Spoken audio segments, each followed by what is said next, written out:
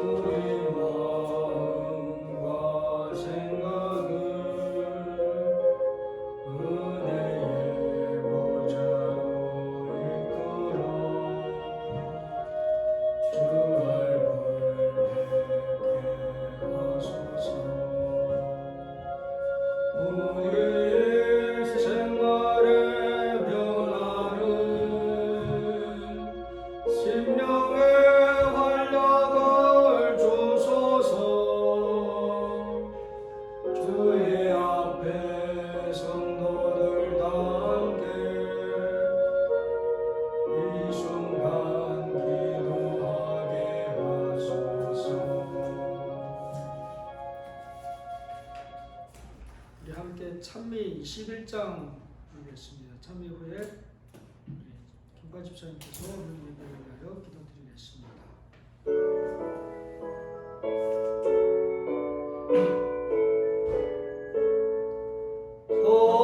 성도여 찬양해 할렐루야 아멘. 주님께 찬양해 할렐루야 아멘. 저 보좌 앞에서 가망을 아파요 그의 찬양해 할렐루야 아멘. 머리를 들어라 할렐루야 아멘. 은혜가 충만해 할렐루야 아멘. 우리를 인도한 친구가 되신 주 그 사랑 찬양해 할렐루야 아멘. 주님을 찬양해 할렐루야 아멘. 생명을 주셨네 할렐루야 아멘. 찬란한 집에서 주 함께 살면서 영원히 찬양해 할렐루야 아멘. 하늘에 계신 우리들의 하나님 아버지, 또 이렇게 저희들에게 안식일 맞을 수 있게 도와주셨고 이전에 와서 주를 찬양하고 경배 드릴 수 있는 귀한 특권을 주심을 감사합니다. 아멘. 아버지, 저희들이 비록 적은 무리지만 그 거룩한 안식일에 참이 주님 주신 성전에서 주님께 예배드리러 왔습니다. 주님께서 비록 적은 무리들이 음성소리를 듣고 찬양소리를 향음하시고 저희들의 기도를 향음하시고 기쁘게 받아주시고 저희들에게 다시 한번 안식의 축복인 기쁜 안식의 평안을 허락해 주시옵소서. 그리하여 저희들이 정말 평안한 마음을 가지고 모든 역경과 어려움을 이겨나갈 수 있는 한 주간 되게 주님 인도하여 주시옵소서.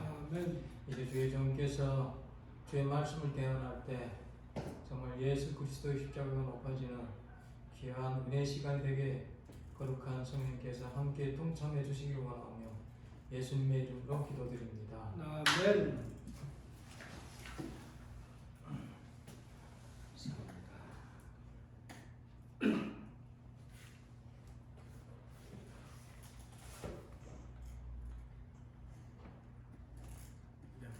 오늘 시간에는 요한복음 4장에 나오는 야곱의 우물가에 주제로 사마리아 여인의 믿음을 통해 가지고 우리에게 주시는 교훈의 말씀들을 참고해 보도록 하겠습니다. 먼저 성경 요한복음 4장 11절에서 15절에 있는 말씀을 함께 성경을 봉독하겠습니다. 여자가 가로되 시작. 여자가 가로되 주여 물기를 그릇도 없고 이 물은 깊은데 어디서 이 생수를 얻겠사옵나이까. 우리 조상 야곱이 이 우물을 우리에게 주었고 또 여기서 자기와 자기 아들들과 짐승이 다 먹었으니 당신이 야곱보다 더 크니까.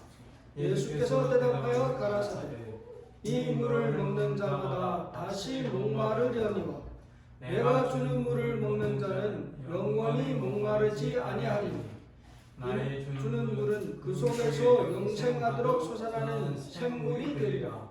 여자가 가로되 주여 이런 물을 내게 주사 목마르지도 않고 또 여기 물길로 오지도 않게 하시옵소서. 아멘. 자, 오늘은 우리가 이 사마리아 여인의 삶을 통해 가지고 이 여인의 삶 속에서 하나님께서 우리에게 주시는 여러 교훈들에 대해서 한번 같이 상고를 해보겠습니다. 이게 사마리아라는 이 족속이 생겨난 데는 뿌리와 역사가 있습니다. 사실 사마리아라는 이 지역이 굉장히 지리적으로 참 이제 예수님 당시에 어찌 보면 좀 불편한 위치에 좀 처해 있었습니다. 여기 보면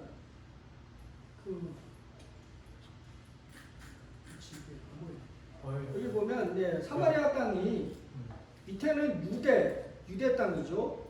위에는 갈릴리하고 그죠? 나사렛 갈릴리 그 지역이 가버나움 다 이쪽입니다.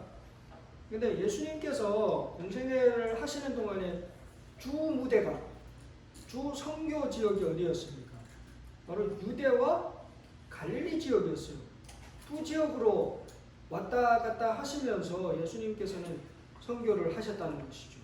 이제 하나님의 사역을 하시는데, 근데 밑에 유대에서 위 갈릴리 가버나움까지 사실 예수님이 주 활동 무대가 그 예루살렘, 베들레헴 그리고 또 위에는 가버나움 두 도시였는데 이 왔다 갔다 하려면 무조건 어디로 가야 돼요?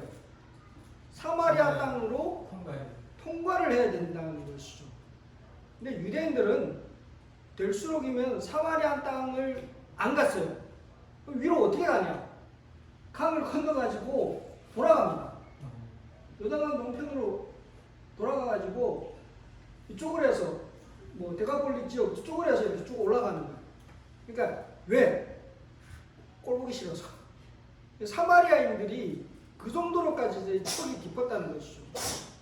그래서 그 역사의 뿌리를 살펴보면 사마리아는 옛날에 북방 이스라엘이었습니다. 남방 유다와 북방 이스라엘로 갈라지는데 북방 이스라엘의 이 사마리아인들이 어떻게 행동했냐면 아시리아가 이 사마리아를 완전히 함락시키고 그 민족을 아예 다 잡아갔어요. 각지로. 그리고 거기에 남겨진 사람들한테는 또 자기가 전부가 다른 민족의 지역 사람들 거기에 왕창 집어넣었어요. 그러다 보니까 거기에 본래 있던 이제 이스라엘 백성들이 다른 타 민족의 사람들과 어떻게 했을까요? 살다 보니까 서로 다 통혼한 거예요. 혼혈이 된 거예요. 근데 피만 섞여진 게 아니고 이 사람들이 원래 사마리아 땅도 하나님을 믿는 북방 이스라엘도 하나님을 믿었으니까 하나님 믿는 신앙에다 또 다른 남편이나 아내가 갖고 온 신앙의 종교를 짬뽕을 시킨 거예요. 그래가지고 이 사람들은 하나님도 믿고 이방의 다른 또 가족들이 믿는 그 신도 믿고 그러니까 혼합됐다는 거죠. 섞였다는 거죠. 그래서 이제 이 유대인들은 바벨론의 포로로 잡혀갔음에도 불구하고 거기에서 순수성을 유지했습니다. 포로로 귀환돼 가지고 돌아왔을 때 그래도 자기들 나름대로 가호가 있었다는 거죠. 우리는 그래도 뭐 정통을 유지해 왔고 지금까지 이렇게 지켜왔는데 가만히 와 보니까 이제 70년이라는 세월이 흐르고 나니까 사마리아 지역은 더 혼잡스러웠겠죠. 와가지고 스룹바벨이 성전을 다시 짓는데 처음에 사마리아 사람들이 와서 동조해 주겠다고 그래서 우리도 도와가지고 같이 우리 짓자고 이거 좋은 일이니까 하나님이 성전이 다시 회복되는 일이 얼마나 좋은 일이냐 우리도 같이 동조해야겠다고 그랬는데 거절했어요. 너희는 오지 말라. 너희 도움이 없이도 우리는 충분히 할 수 있다고. 그 이유가 뭘까요? 너희는 완전히 이거는 정상이 아니라는 거죠. 그때부터 이제 완전히 이제 이 앙금이 깊어지는 거죠. 그러니까 이 사마리아 사람들이 화가 난 거죠. 그래가지고 자기들은 사마리아에 있는 그리심산에 자기들 나름대로 성전을 지었어요. 또 예루살렘에는 성전 못지않게 크고 화려하게. 왜냐면 사마리아인들 돈 많은 사람들이 많이 있었으니까 거기 뭐 오랫동안 정착가 있었으니까 이 사람들도 자기들 돈 내가지고 성전을 그렇게 지었습니다. 그래서 그 후에 이제 사마리아인과의 그런 논쟁이 나오게 된 것도 그런 이 배경하에서 나오게 되는 거죠. 그래서 이 사마리아 사람들은 유대인들과 앙숙이었습니다.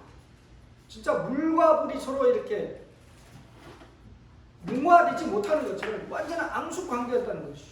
그래서 여기 시대소망에도 표현하기를 유대인들과 사마리아인들은 서로 앙숙이어서 가능한 피차 모든 것을 피해야 됐어요. 아예 만나는 거예요. 하지만 이 법적으로 유대 법에는 어떤 상거래만 허용이 됐습니다. 그 외에 어떤 일단 모든 거래는 안 하는 거예요. 뭐 유대인이 사마리아인에게 가서 뭐 오늘 우리 집에 일인데 와 좀 도와달라고 하는 일은 그건 아예 있을 수 없는 일이에요. 같이 밥도 안 먹고 만나지도 않고 그냥 가서 사마리아인에게 가서 물건 사고 뭐 하는 그런 것만 허용이 됐지 그 나머지는 일절 허용되지 않았다는 것입니다. 이런 관습에서 우리가 예수님의 이 행보를 이해를 한다면 좀 여인이 하는 예수님에 대한 태도나 그런 것들을 좀 이해가 할 수가 있다는 거예요. 그래서 이 뿌리 깊게 이미 그때 스룹바벨 성전을 짓고 나서 이제 예수님 때까지는 몇 년 세월이 흘렀습니다. 거의 뭐 400~500년의 세월이 흘렀다 보니까 이 앙숙 관계가 그만큼 오래된 거예요. 굉장하지 않습니까?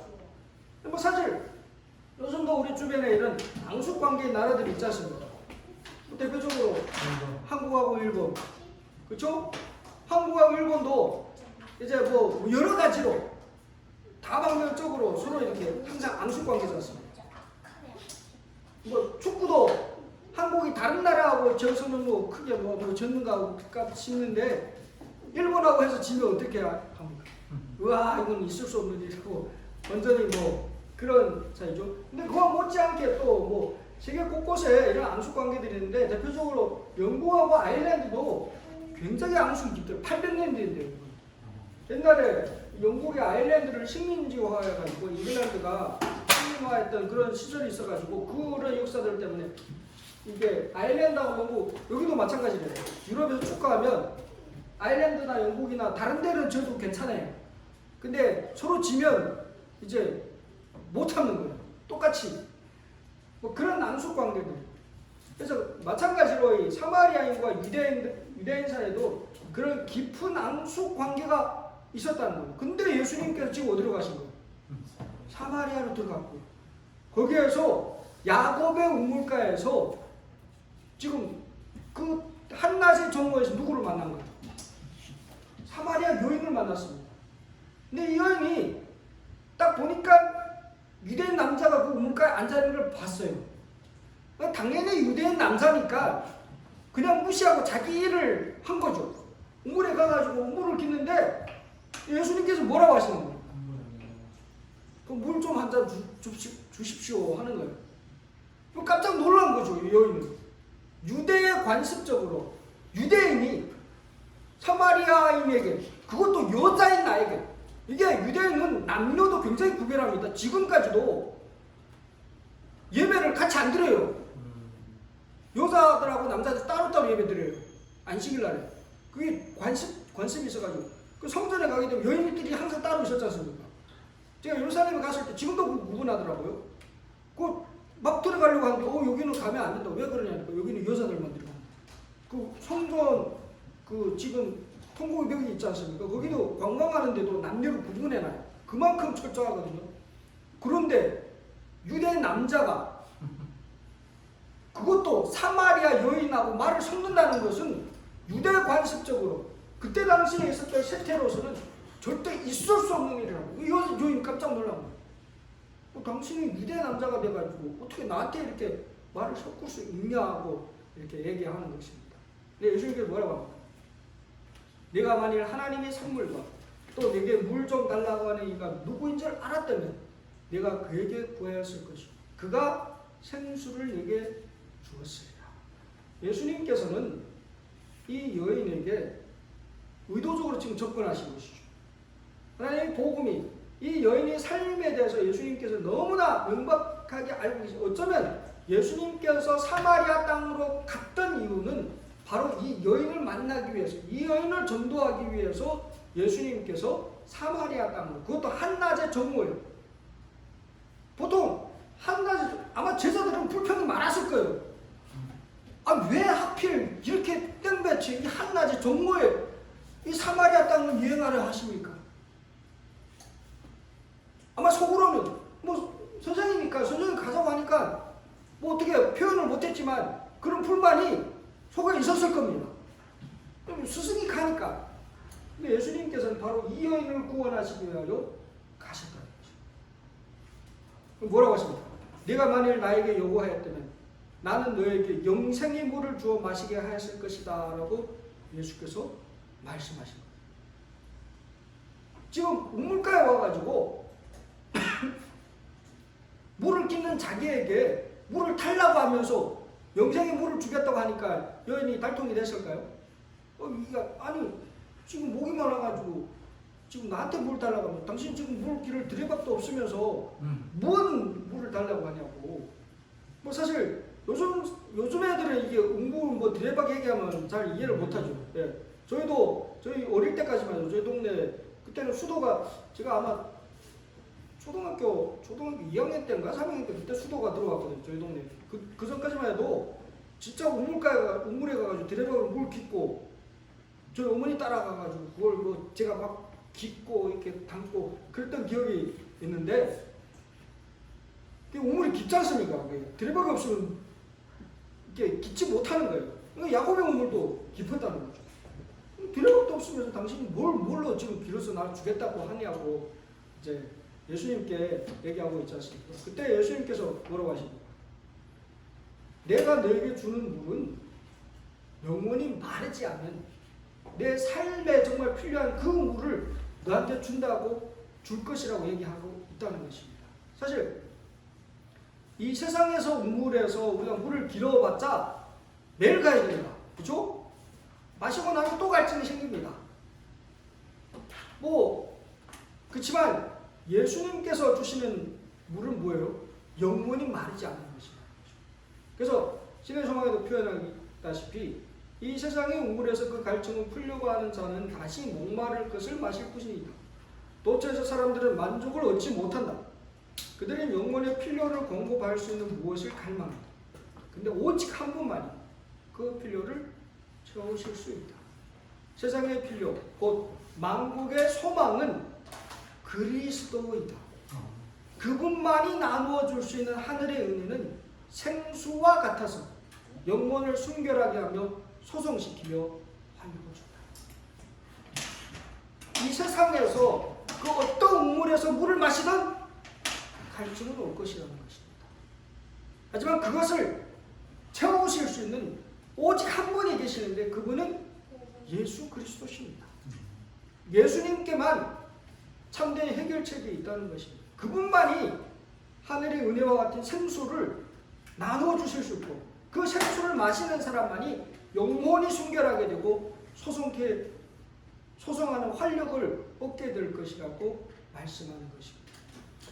많은 경우 우리는 세상의 우물에서 다른 곳에서 무언가를 갈구합니다. 이 여인도 마찬가지였죠. 그죠? 그래서 뭐예요? 계속 물을 구하러 이제 뭐 우물가로 가고 그 인생의 삶 속에서 이렇게 찾는 것입니다. 오늘날 우리들의 삶도 마찬가지지 않습니까? 세상의 부귀영화를 통해 가지고 내 마음의 갈증을 채워보고자 하지만 그걸로 채워집니까? 아니라는 것입니다. 오직 예수 그리스도가 우리의 삶 가운데 참으로 임재할 때만이 우리는 진정 그런 영혼의 갈증을 채울 수가 있다는 것입니다. 여호와가 너를 항상 인도하여 메마른 곳에서도 내 영혼을 만족하게 하며 내 뼈를 견고하게 하리니 너는 물된 동산 같겠고 물이 끊어지지 아니하는 샘 같을 것이라. 하나님께서 오실 때 우리의 삶이 정말 물된 동산 같겠고 물이 끊어지지 않는 샘과 같을 것이라고 말씀하고 있는 것입니다. 참 이 여인도 어쩌면 기구한 그런 운명의 여인이었죠. 이 세상의 삶 속에서 사실 이 여인이 뭐 우물에 나와서 물을 기르는 건 당연히 그냥 일상의 삶 가운데 그냥 필요적인 부분이었지만 그의 삶은 어떠했습니까? 예수님께서 사실 여기서 화두를 잠깐 바꾸죠. 이 여인이 뭐 예수님에 대해서 좀 이상한 사람이다고 생각을 하고 있었죠. 그럴 때 이제 화두를 바꾸면서 정말 그 여인의 핵심을 마음을 찔러 놓으시죠. 그래, 가서 네 남편을 불러오라. 어쩌면 이 여인에게 가장 아픈 통처였습니다. 그러니까 여인이 뭐라고 합니까? 저 남편이 없는데요. 그러니까 예수님, 그래야 맞다. 네 말이 맞다. 네가 원래는 남편 5이 있었으나 다 네 남편이 아니다. 지금 있는 것도 네 남편이 아니다. 그 말인지 뭐예요? 이 여인이 삶의 그 기구한 인생이 눈에 싹 그려지지 않습니까? 어쩌면 이 여인은 사실 여자들이 가장 로망이 뭐예요? 좋은 남자를 만나가지고 행복한 가정을 꾸리는 게 그게 인생의 로망이 아니겠습니까? 이 여인도 그걸 갈망했다는 것입니다. 근데 만나는 게 어때요? 정말 원하는 그런 남자였을까요? 첫 남편을 만나는데 이거 저거 아마 술꾼이든 도박꾼이든 원치 않은 그런 남자를 만났던 것 같습니다. 그래가지고 또 다시 이혼을 하고 또 재혼을 했는데 그것도 또 그거예요. 두 번째도 그렇고 세 번째 그 정도면 저희 집사람은 항상 그러더라고요. 자기는 만약에 이제 내가 죽거나 이제 잘못 없으면 절대 자기는 재혼을 안 할 거예요. 혼자 사는 게 편할 것 같다고 그러더라고요. 결혼을 해보니까 시원치 않다 그거예요. 결국에 똑같은 거예요. 그죠? 이 여인도 이 세상의 행복을 추구해가지고 좋은 남자를 만나가지고 좀 살아보려고 그렇게 했는데 결국 거기에는 헛되고 헛되었다는 것이죠. 자기가 원했던 것을 얻지 못하고 있다는 갈급함이, 영혼의 그런 마음의 갈급함은 계속 남아있다는 것이죠. 예수님께서는 바로 이 여인의 허점을 그것을 그대로 콕 찔러서 그러니까 이제 당신은 선지자라. 그 여인의 마음을 열어준 거예요. 이거 확실하게 연 거죠. 그때 이제 예수님께서 이 여인이 던져진 화두는 예배에 관한 질문이었어요. 보니까 당신이 선지자라. 지금 그때까지도 400년 동안 사마리아인과 유대인 사이에는 논쟁이 계속됐습니다. 유대인들은 예루살렘 성전만이 참 성전이다. 니네도 하나님 믿겠으면 여기 와서 이 공간에서 이 장소에서 하나님께 예배드려야 된다. 사마리아인들은 뭐라고 했을까요? 이 유대인과 사마리아인, 유대인들은 성경이 구약 성경 전체를 유대인들 다 읽었습니다. 근데 사마리아인들에게 경전은 모세오경 외에는 경전을 인정을 안 합니다. 다른 사람들이 쓴 거는 그 후에 구약의 유대인들이 경전을 인정한 다른 성경들은 경전을 인정을 안 해요. 사마리아인들은 오직 모세오경만. 아직까지 유월절 지킵니다. 그래서 사마리아인들. 아직까지도 사마리아인들이 남아있어요. 그래서 예수님 때 뭐 400년 동안 계속해서 논쟁거리가 뭐냐면 어디에서 예배 드려야 되냐 그거예요. 어디에서 제사 드려야 되냐 그거죠. 그러니까 사마리아인들은 그리심산에는 성전에서 제사 드리는 게 마땅하다고 하고 유대인들은 예루살렘에서 예배 드려야 되는 게 마땅하다고 하는데 그러면 어디에서 예배를 드려야 정확합니까? 하고 이 여인이 지금 그때 당시에는 그 논쟁의 주제를 갖고 예수님을 시험을 하는 거죠. 예수님께서 뭐라고 하십니까? 이제 그렇게 예배 드리던 때가 그리심산의 성전도 아니고 예루살렘 성전도 아니고 하나님께 나아가는 자는 반드시 신령과 진정으로 예배할 때가 오나니 바로 지금이라고 말씀하고 있는 것입니다. 이제는 공간이 아니라 우리가 우리의 마음으로 하나님께 예배드리는 그때가 온다는 것입니다. 사실 제사 그 성전은 뭐예요? 제사를 위해 존재하지 않습니까? 제사에서 드려지는 어린 양 그분의 실체가 예수 그리스도인데 그분이 오시고 난 다음 이제 저런 공간적 의미가 더는 의미가 없어졌다는 것입니다. 진정한 예배는 외형적인 형식과 의식에 한정돼서는 결코 안 되는 것입니다. 오늘날도 그 사마리아인들이 전 세계 한 800명 정도가 지금 남아있다고 합니다. 근데 이 사람들은 아직까지도 제사를 드립니다. 아직까지도 유월절을 지켜요. 6월절이야. 지금도 6월절 때에 그 사마리아에 가게 되면 그 행사를 진행을 합니다. 세계적으로 지금 그 남아있는 그런 어떤 뭐 세계에서는 문화유산으로 쳐가지고 굉장히 이렇게 인정을 하고 그러지만 저건 뭐예요 결국에? 종교의 형식과 외양을 추구하고 있다는 것입니다. 그 본질은 이해 못한다는 거예요. 예수님께서는 그걸 지금 깨우고 계십니다. 하나님께로부터 나오는 종교는 하나님께로 인도하는 유일한 참 종교입니다. 우리는 하나님을 올바로 섬기기 위하여 성령으로 거듭나야만 합니다. 이것은 마음을 정결하게 할 것이며 정신을 새롭게 하여 우리에게 하나님을 알고 사랑하는 새로운 능력을 줄 것이다. 이것은 우리로 하나님의 모든 요구에 즐거이 순종하게 만들 것이다. 이것이 곧 참된 경배다. 하나님 앞에 예배드리는 것은 어떤 형식과 의식이 아니라는 것입니다. 우리가 하나님 앞에 드려야 될 참된 경배는 바로 이런 것이라는 겁니다. 성령 하나님에 의해 가지고 우리 마음이 정결하게 되고 또 하나님 안에서 하나님께 즐거이 순종하는 그것이야말로 참된 경배라고 예수님께서 말씀하고 있는 것입니다. 예수께서는 당신의 말을 듣는 사마리아 여인의 생각을 형식과 의식 문제나 쟁론의 문제들을 초월하게 만드시기를 바라십니다. 예수께서는 말씀하셨다.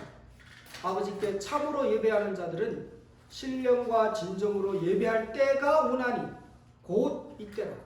아버지께서는 이렇게 자기에게 예배하는 자들을 찾으심이라.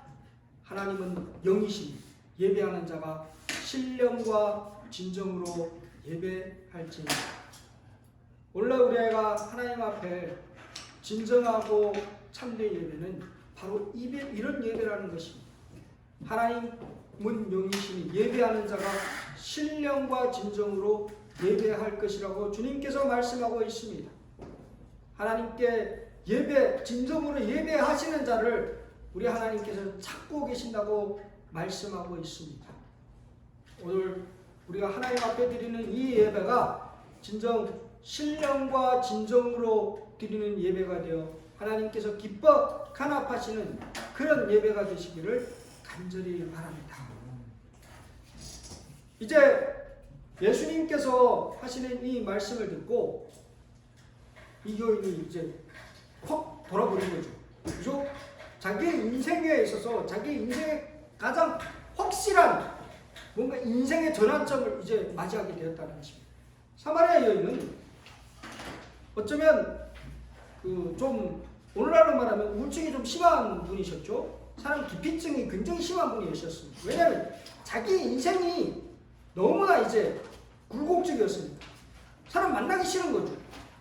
그때 당시에 남편 다섯을 뒀다는 것은 굉장한 이제 부끄러운 일이었지 않습니까? 그래서 그 한나 땡볕에 물길러 가기도 했고, 그렇게 사람을 만나는 걸 부끄러워했던 이 여인이 어떻게 합니까? 말로 그 뭐 모든 물동이 이제 자기가 뭐 하러 여기에 지금 나와 있었던지도 망각한 채 다 버려두고 뭐 하는 거예요? 동네로 달려 들어가가지고 외치는 거예요. 내가 메시아를 만났다. 일단 와봐라. 다 와봐라. 머리 이 우물가에 저 내가 메시아를 만났다. 온 동네 가가지고 얘기를 했어요. 동네 사람들이 뭐예요? 다 나와가지고 그 예수님의 말씀을 듣고 딱 들어보니까 다른 거예요. 과거에 듣던 이야기와는 완전히 다른 그런 복음이 선포되는 것을 보고 동네로 그다음 어떻게 하고 초청을 해가지고 그 동네에서 또 같이 이제 집회를 한 거죠. 부흥 집회를 며칠 동안 유하면서 성경의 말씀과 같이 사마리아에 며칠을 체류하면서 그들에게 말씀을 전해줬는데 그 사람들이 어떻게 됐습니까? 믿었다 했습니다.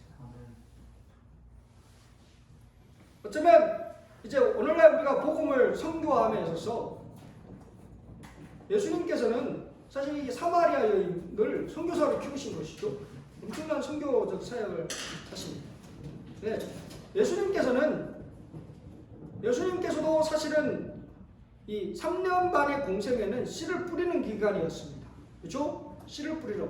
뭐 성경에 예수님께서 씨 뿌리는 비유로서 이제 우리가 복음 전하는 사역에 대해서 말씀을 하고 있지만 씨를 뿌리는 사람이 있고 어때요? 거두는 사람이 있습니다. 농사를 할 때 우리는 뭐 뿌리기도 하고 거두기도 하고 내가 혼자 다 하지만 사실 복음 전도 사역에 있어서는 뿌리는 자가 따로 있고 거두는 자가 따로 있을 수도 있습니다. 그래서 예수님께서 제자들에게 지금 이 이야기를 할 때 뭐예요? 사실 우리가 그 사도행전에 보게 되면 뭐라고 이제 너희가 성령을 받고 사마리아와 예루살렘과 유다와 사마리아와 땅끝까지 이르러 내 증인이 되리라고 말씀을 하고 계시지 않습니까? 근데 초대교회 때 수많은 사마리아인들이 그 교회에 합류해가지고 복음 전도자가 되었습니다. 근데 그 씨를 누가 뿌리신 거예요? 예수께서 뿌리셨다는 거예요. 근데 그 결과는 누가 거뒀습니까? 제자들이 거둔 거죠. 그걸 지금 얘기하고 예수님께서 제자들에게 이 말씀을 하실 때 그걸 염두에 두고 지금 제자들에게 말씀을 하고 계시는 겁니다. 내가 너희로 노력하지 아니한 것을 거두러 보내었노니 다른 사람들은 노력하였고 너희는 그들이 노력한 것에 참여하였느니라. 어쩌면 우리가 오늘날 뭐 복음을 전하고 나가 선교하고 전도하는데 아무 결과가 없는 것처럼 보일 수도 있습니다. 하지만 분명한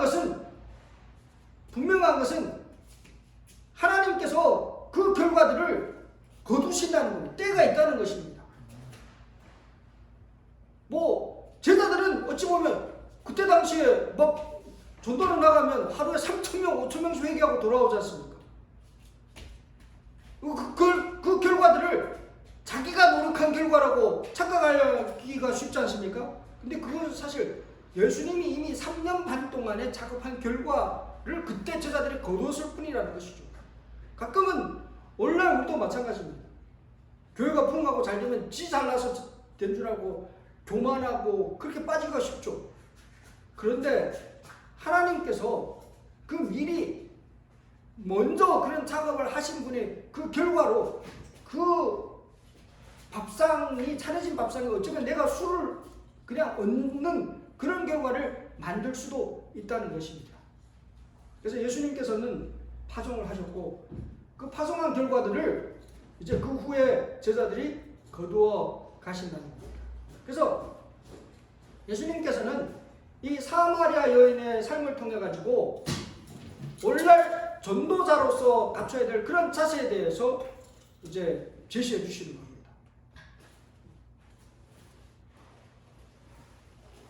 사실 예수님께서 그때 당시에 유대인들에게는 굉장하게 이렇게 좀 뭐라고 할까요? 편견이 굉장히 강했지 않습니까? 유대인들은 뭐 이방인들, 뭐 사마리아인들 이런 사람들은 전도 대상이 아예 아니었어요. 제자들도 마찬가지였어요. 그 제자들이 예수님께서 제자들이 음식을 구해가지고 돌아왔을 때 예수님께서 사마리아 여인과 이야기하고 있는 모습을 깜짝 놀랐지 않습니까? 어떻게 우리 스승이 유대인으로서 사마리아 여인, 그것도 여인하고 이렇게 얘기할 수 있을까 하고 그렇게 생각했던 거죠. 그렇지만 예수님께서는 이 사마리아 여인을 통해서 사마리아 그 지방에서 전도하는 그 자신의 삶을 제자들에게 직접 보여줌으로 말미암아 제자들이 갖고 있는 그 편견을 깨버렸다는 것이. 오늘날 우리들의 삶 속에서 그런 편견이 없어야 된다는 거죠. 사실 그래서 요즘 한국에 뭐 이제 무아테지에서 이제 그 PNM 운동이라 해가지고 한국의 목사들이 일본에 가서 선교합니다. 일본에 가가지고 선교하고 굉장히 효과들을 많이 거두어서 이제 교회들도 뭐 세우고 친제자도 많이. 일본이 사실 기독교 선교가 굉장히 어려운 곳이거든요.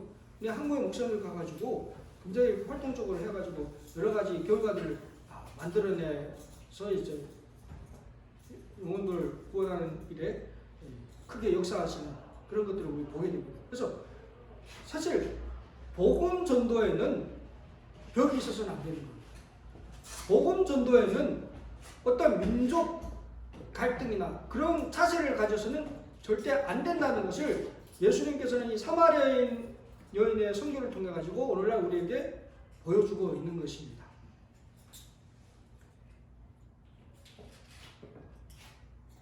우리가 뭐 많은 경우에 우리가 혹시 이제 잘못 생각할 수도 있습니다.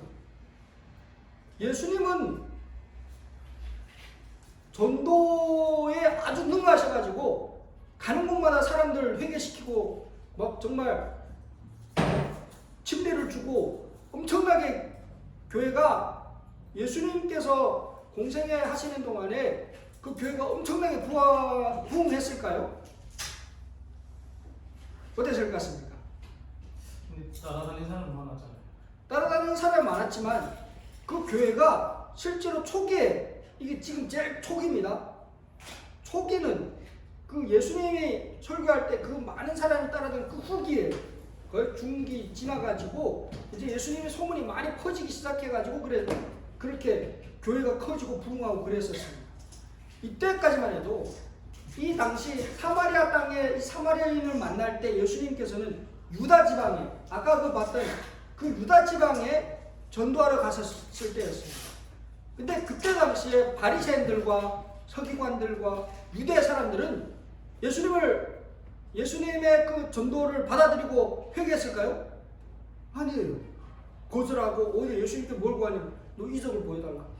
네가 하나님의 아들이면 네가 오늘날 우리에게 기적을 좀 보여달라. 그걸 요구했다는 거예요. 어쩌면 실망하고 낭망하고 낙담에 떨어질 수 있을 수도 있는 그런 예수님의 상태였다는 것입니다. 하지만 예수님께서는 사마리아의 한 여인에게 그 복음을 전했고, 이 여인은 이적을 구했습니까?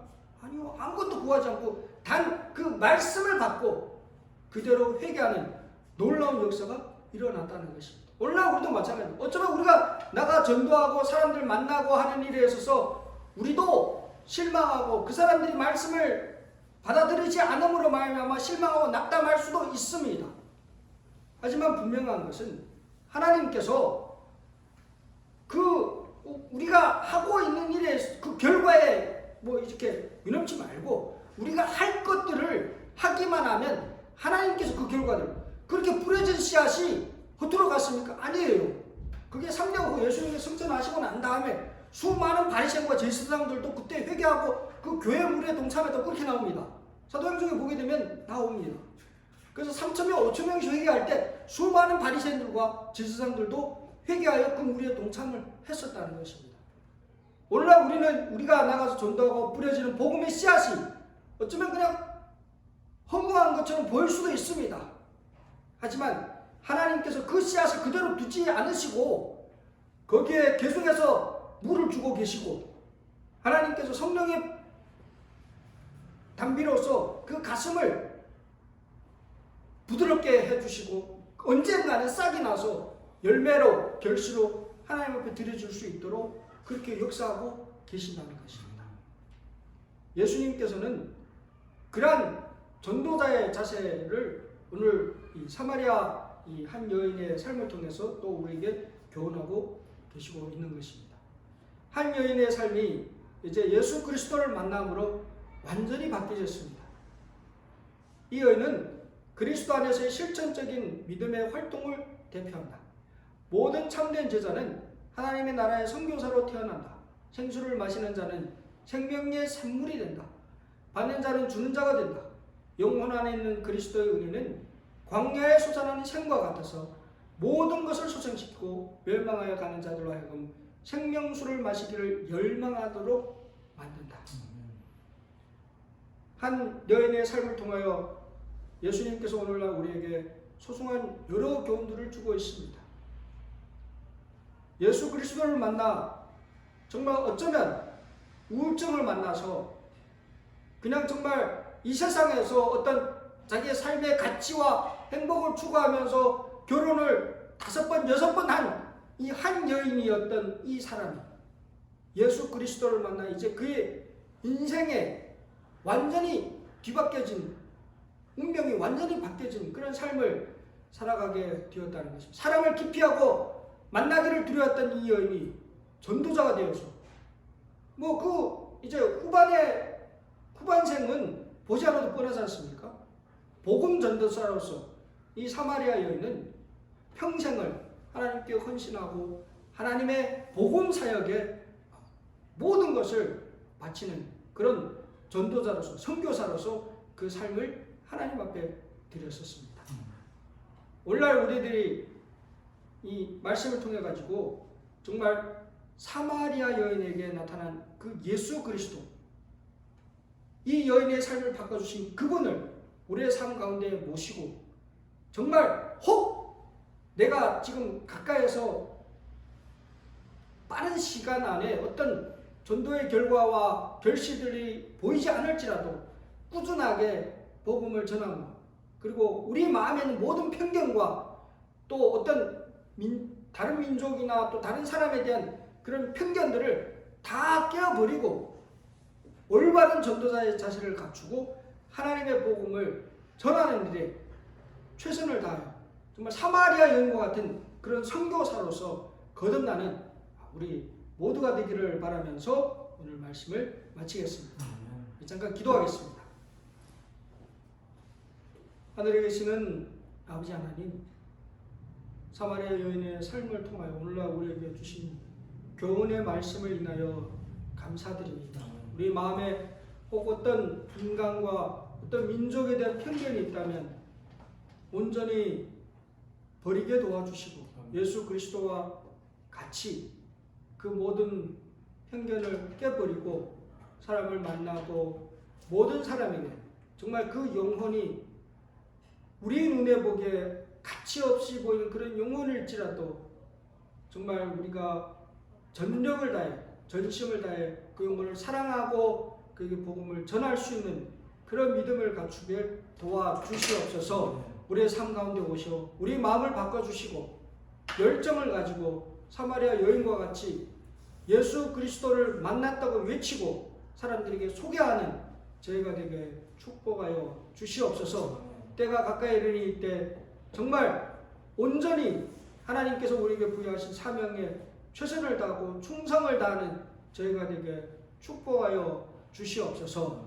하나님 아버지의 그 놀라우신 사랑과 십자가의 은혜와 성령의 교통하심이 주님 오시는 그날까지 복음 사역에 최선을 다하는 저에게 영원토록 함께해 주시옵기만 주 예수 그리스도 이름으로 축원하옵나이다.